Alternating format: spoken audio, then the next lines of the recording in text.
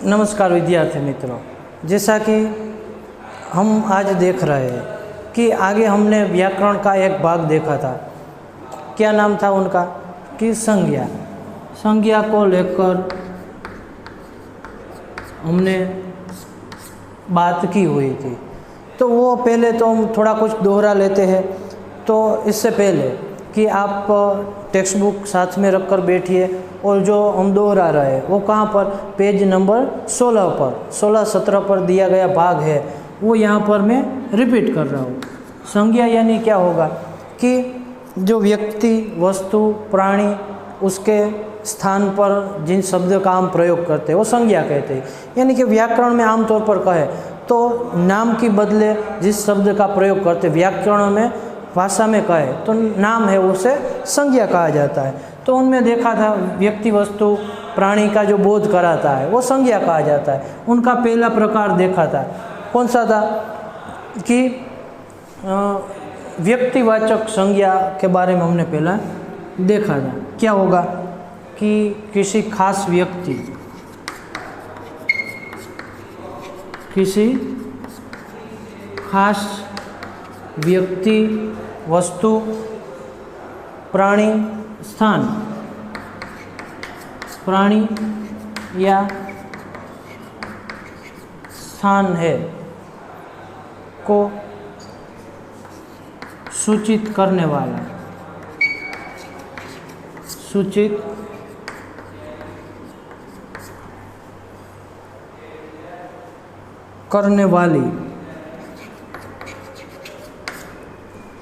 करने वाली संज्ञा जो है वो क्या कहलाती है? व्यक्तिवाचक संज्ञा। व्यक्तिवाचक संज्ञा किसे कहेंगे कि जो है वो कोई व्यक्ति, खास व्यक्ति, वस्तु और प्राणी। जैसे हमने उदाहरण देखे थे कौन कौन से, कि आशा विमान चलाती है, नर्मदा गुजरात की सबसे बड़ी नदी है, हिमालय है वो भारत का सबसे ऊंचा पर्वत है। तो जो है हिमालय देखा था हमने, या तो आशा कहे या तो कहे नर्मदा। यानी कि कोई पर्वत का नाम हो, या तो कोई व्यक्तियों का नाम हो, कोई नदी का नाम हो, कोई स्थान का नाम हो, किसी भी नाम को यदि विशेष रूप से जोड़ा जाता है, कोई वाक्य में उनका प्रयोग किया जाता है, तो उसे व्याकरण में देखें तो व्यक्तिवाचक संज्ञा से जाना जाता है। दूसरा हमने देखा था, क्या बात हुई थी जातिवाचक संज्ञा को लेकर, कि जो शब्द संपूर्ण जाति का बोध कराते हैं, संपूर्ण जाति का बोध कराते हैं, वे शब्द क्या कहलाते हैं? जातिवाचक संज्ञा। वो जातिवाचक संज्ञा कहलाते हैं। यहाँ पर भी व्याख्या पूरी करें तो करने वाली संज्ञा व्यक्तिवाचक संज्ञा कहलाती है। ठीक है, ये वाक्य पूरा हो गया।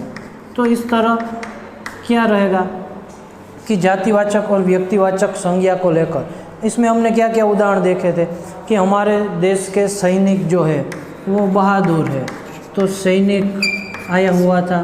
उसके बाद हमने देखा था कि हमारी गाय का नाम गौरी है, तो गाय जो है वो एक जाति को दर्शाती है। नदी को लोक माता कहते हैं, तो नदी को देखा था हमने। और फिर कहा था कि कुत्ता जो है वो वफादार प्राणी है।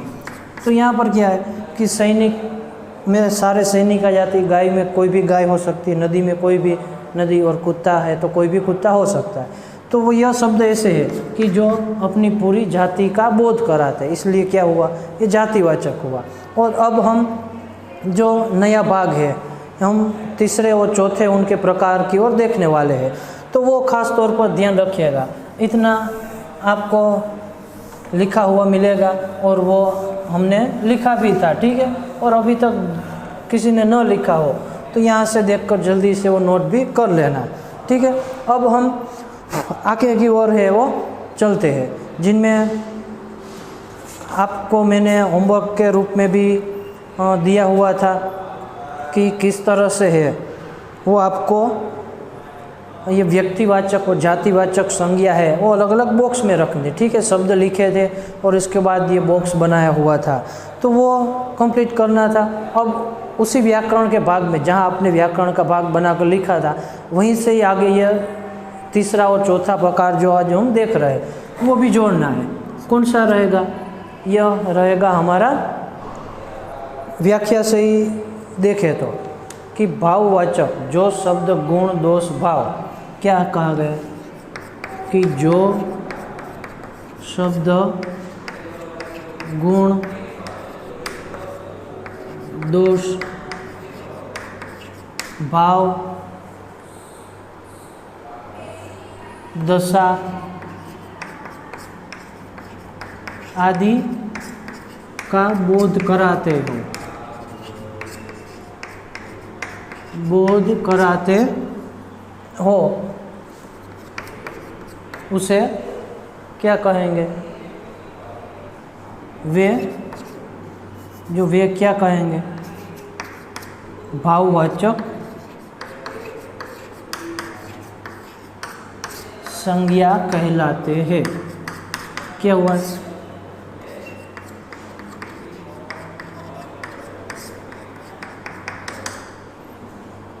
मुख्य यह रहेगा कि जो शब्द है कि ओ, अरे, वाह, यह तो बुरा कहे, अच्छा कहे, या तो निर्दयी कहे, बलवान कहे, तो वो सारे क्या है कि एक भाव दर्शाने वाले शब्द है।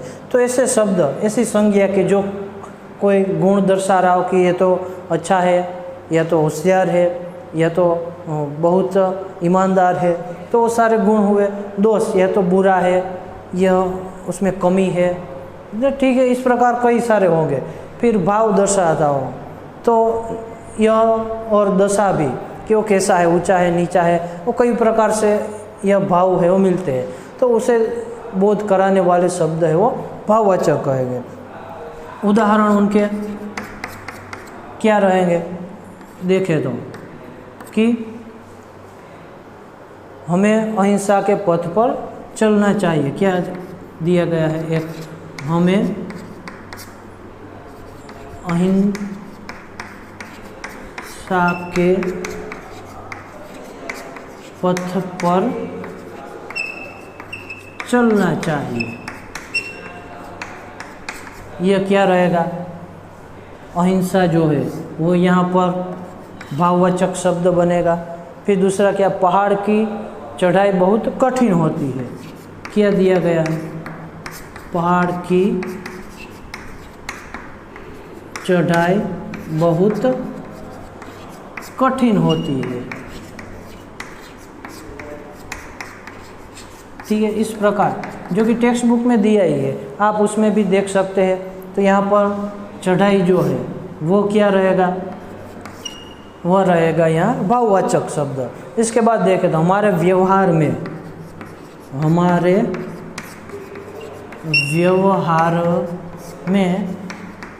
विनम्रता,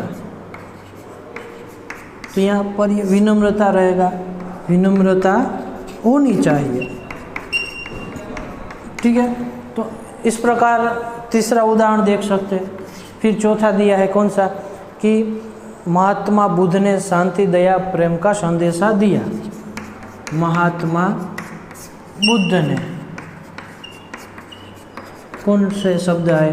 भाववाचक। एक तो शांति, फिर दया, और फिर कहा प्रेम का संदेशा दिया, ठीक है। तो इस प्रकार यहाँ पर ये भाववाचक शब्द मिलेंगे। उसके बाद देखें तो क्षमा वीरों का आभूषण है। क्षमा, तो यह हुआ वीरों का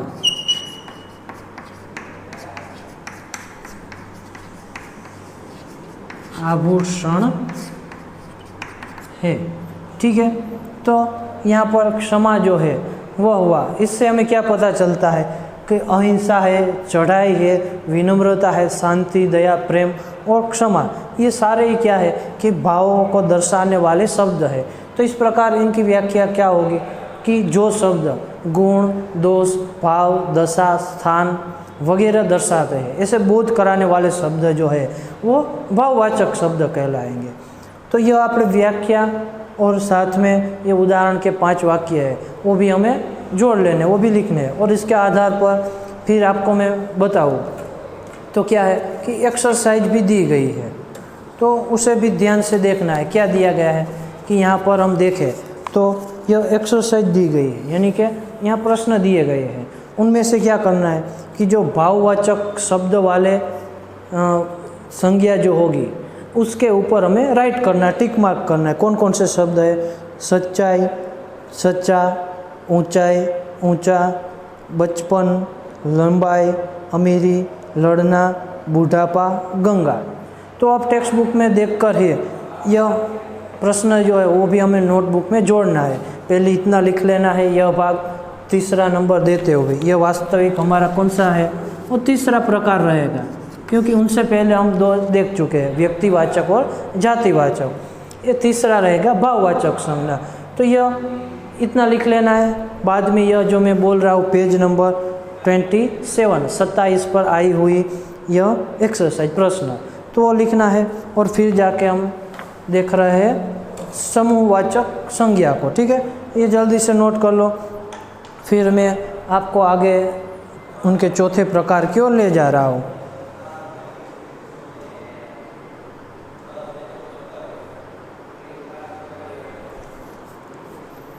ठीक है, लिख लिया? निकाल रहा हूँ।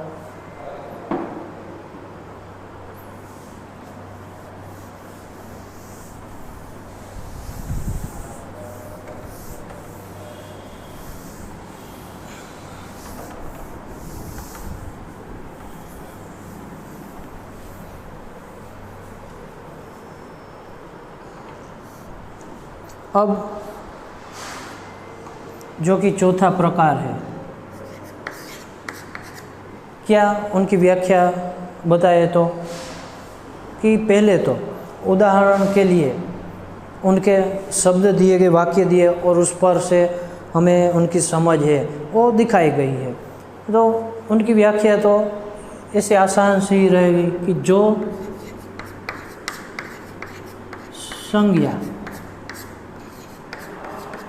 संज्ञा शब्द समूह का बोध कराते हो उसे क्या कहेंगे? उसे कहेंगे समूहवाचक संज्ञा।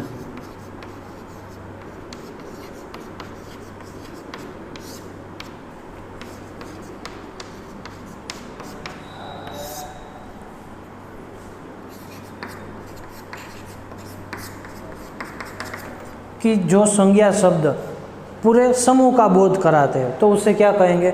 समूहवाचक शब्द। जैसे कि कौन कौन से रहेंगे कि भीड़ हो, भीड़ है, इसके बाद टोली रहेगी, इसके अलावा देखें तो सभा है, कई सारे ऐसे भी मिल सकते हैं। इसके अलावा क्या हम देख सकते हैं कि सेना, या तो कहे तो गुलदस्ता,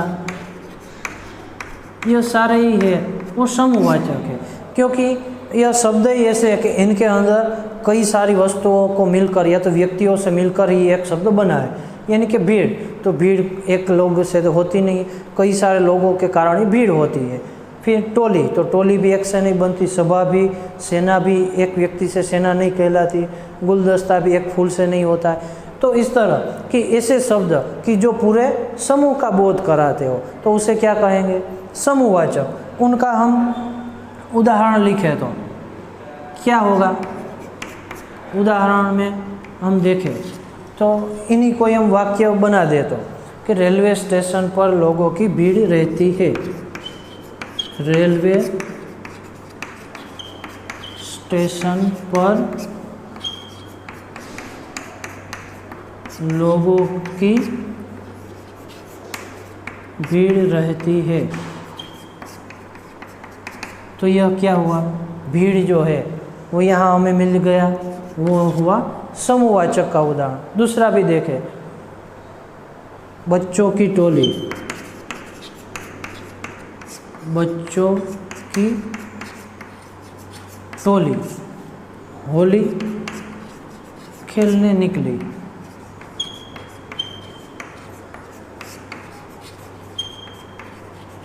ठीक है, तो यहाँ पर क्या हुआ, टोली जो है वह हुआ समूहवाचक, फिर गया सभा में कई लोग इकट्ठे हुए, सभा में, तो सभा जो है वो समूहवाचक होगा, सभा में कई लोग इकट्ठे हुए। ठीक है, इस प्रकार हम पांचों के बना सकते हैं, चौथा और पांचवा भी लिख दूं कि आप बना सकते हो। ठीक है, कोई कोई बना सकेगा तो किसी के लिए मुश्किल होगा।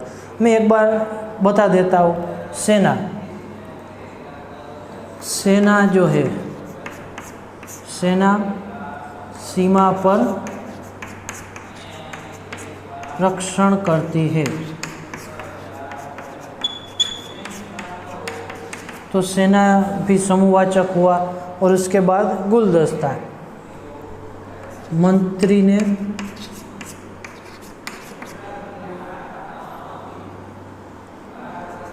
आम लोगों को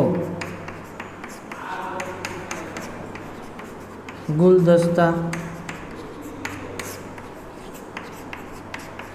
भेंट में दिया।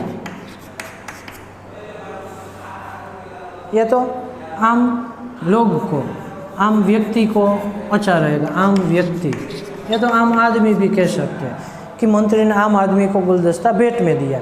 तो यहाँ पर क्या होगा, गुलदस्ता है उसे हम समूहवाचक संज्ञा में रखेंगे। तो इस तरह समूहवाचक का भी आसानी से, यह उदाहरण के रूप 5 वाक्य भी हमने देखे, तो भी आप सोच सकते, समझ सकते। तो ये आसान सी बात है, एक बार नोट कर लीजिए और फिर फेसबुक में इनको व्याकरण के विभाग में भी पूरी संज्ञा का भाग है और जोड़ देना, ये उदाहरणों के साथ जल्दी से आप नोट कर लीजिए। ठीक है, तो इस प्रकार कुल मिलाकर हमारे ये 4 प्रकार थे कि व्यक्तिवाचक, जातिवाचक, भाववाचक और समूहवाचक। और पाठ के बारे में भी हम देखें तो उसमें भी हम बहुत आगे तक निकल चुके हैं। कहाँ तक कि हमें कुल मिलाकर 6 जो चैप्टर है, 6 पार्ट है, विक्रम साराभाई तक अंत में हमने देखा हुआ था। तो और भी हम एक व्याकरण का मुद्दा लेंगे जो कि सर्वनाम वाला भाग रहेगा, और इसके अलावा हमारा 7वां पार्ट भी हम जल्द ही देखने वाले। ठीक है, पर यह काम पहले तो आप कंप्लीट कर लीजिए, और इससे जुड़ी हुई आपको एक्सरसाइज भी जो बुक में दी गई है, जो स्वाध्याय भी दिया हो, तो वो भी कंप्लीट कर लेना है। जहाँ हो न हो तो वहाँ कुछ लिखने की ज़रूरत नहीं है। ठीक है, तो यहाँ तक यह हमारा वीडियो जो है, हमारा लेक्चर है, वो ख़त्म करते हैं। फिर हम नए लेक्चर से शुरुआत करेंगे।